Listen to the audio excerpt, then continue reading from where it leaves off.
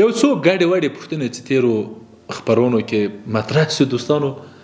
او نن غواړم اشاره ورته وکړم هغه دا ده چې ګڼو دوستانو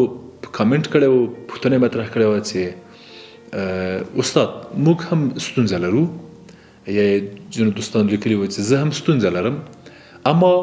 زه نه پوهېږم چې دغه ستونزه خپله څنګه خپل د ګډ ژوند ملګري یا ملګري سره مطرح کړم چې زه غواړم یوازې ویده سم او څنګه مثبت یا سولامیزه مطرح کو دا مسله چې موږ یوازې ویده کېږو خو ښځه او مېړه یو ګډ ژوند او بالاخره موږ خوشحاله یو اما یوازې غواړو ویده سو اوس نو دا سوال او پوښتنه مطرح کېږي چې موږ څنګه د خپل ګډ ژوند ملګري ته یا ملګري ته وړاندیز وکړو یا ورسره مطرح کړو چې موږ غواړو یوازې ویده سو په دې برخه کې څو موارد موږ سره مرسته کولی شي لومړی مورد دا ده چې موږ مقابل ورته ووایو چې ګوره مېرمنې ګوره خاونده یا هر هغه الفاظ او ادبیات تاسې کاروئ دا خو هغه دودیز الفاظ چې ما تاسو سره شریک کړل هر هغه عنوان چې تاسو خپل مېرمنې او خپل خاوند ته کاروئ او هغه خوږ ده هغه وکاروئ او بیا ورته ووایئ چې زما او ستا اړیکه په دې وروستیو کې لږ خرابه سوې لږ سړه سوې لږ پیکه سوې او لږ بې خونده سوې ده هغه به وایي چې ښه زه داسې فکر کوم چې ما او تا یو څه موده یوازیتوب ته جدایۍ ته ضرورت لرو او تر کومه ځایه پورې چې زه فکر کوم زه متوجه سوی یم ته هم یو څه موده یوازیتوب ته او زه هم یو څه موده او فرصت یوازیتوب ته او په یوازې ډول پاتې کېدو ته ضرورت لرو تر څو دغه موارد ریکوري کو یا بیا فکر پې وکړو او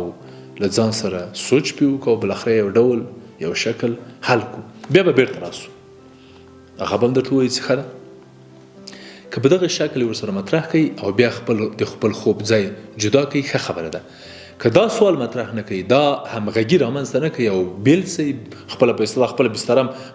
په خپله بلستن هم په اوږه واچوي خپله کمپله په اوږه واچوي لاړ سي په سالون ته یا په اصطلاح بلې کوټې ته بل ځای ته د بیخي لاړ سي دفتر کې ویده سي نو بیا مقابل لوری ناراحته کېږي او کیدای سي جنجال جوړ سي یو مورد دویم مورد د ضرورت مسله ده تاسو کولی سي دا خبره مطرح کوي چې زه د هغه ضرورت په اساس چې ما پخوا په خپرونو کې اشاره ورته وکړه ټوخېږم پرنجېږم ډېر تشناب ته ځم نس مې خوږېږي ټلیفون کې مصروف یم چې چېرته کار لرم زنګ راته وایي په 2 بجو د شپې یو څوک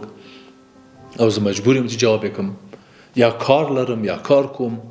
یا مثلا ته خپل خاوند ته ورته وایې مېرمن چې بچی موږ تاسې ځوروي دا تا ته مزاحمت کوي ستونزه درته جوړوي بنان که یو څه موده ستا خوښه نو زه به دا د دغه ضرورت په اساس چې لرم دا د ګډ ویده کېدل به یو څه سره هغه کړو کم کړو مقابل لري به درته وایي سمه ورځه دغونه وخت خپل مشکل ته رسیدګي وکړه بیا بېرته راسه دا مورد کمک کولی شي دریم مورد د وخت مسله ده یعنی که تاسو خپل مقابل لوري ته د دغه بیلتون د دغه یوازیتوب او د دغه ضرورت او د دغه مجبوریت یا د دغه بهبود په خاطر بیلیږئ تاسو باید د خپل ګډ ژوند مقابل لوري ته دا واضح کړئ چې تاسو څو ورځې څو شپې دغه مورد ته ضرورت لرئ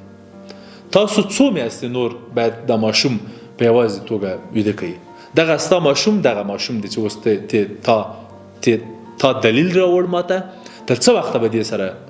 خپل هغه ته ادامه ورکړي هغه به درته ووایي چې دا مریض ده ناروغ ده هر وخت چې جوړ سه بیا به موږ ته بیرته راسو مقابل ورته وایي سمه ده ښه زه د یوې هفتې لپاره د شپې 2 بجې یو آنلاین کورس کې یا درس کې یا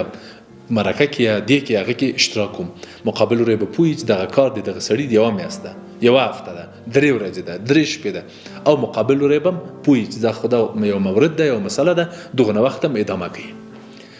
څلورم مورد او څلورمه مسله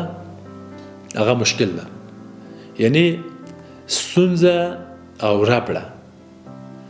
مشکل او سوء تفاهم، یا حتی که دغه مورد غچ وي ته باید مقابل لوري ته ووایې چې په دغه خاطر په دغه مورد زه 3 ورځې نور تا سره نه ویده کېږم، ځکه چې تا پلانی وخت دغه کار کړی. دغه مورد که تا احیانا د غچ په خاطر هم کارې چې ناسالم دلیل ده، بد مورد ده، او کولی شي ستونزه راولاړه کړي، خو بیا هم که غواړې چې دا مسالمت آمیزه مخ ته لاړ شي، نو د خپل ګډ ژوند مقابل لوري ملګري ته ووایه چې زه د دغه کار په خاطر، د دغه دلیل په خاطر، او کله چې دا مشکل حل سي بیرته راځم، بیا راګرځم خپل ګډ ژوند ته، خپل ګډ خوب ته.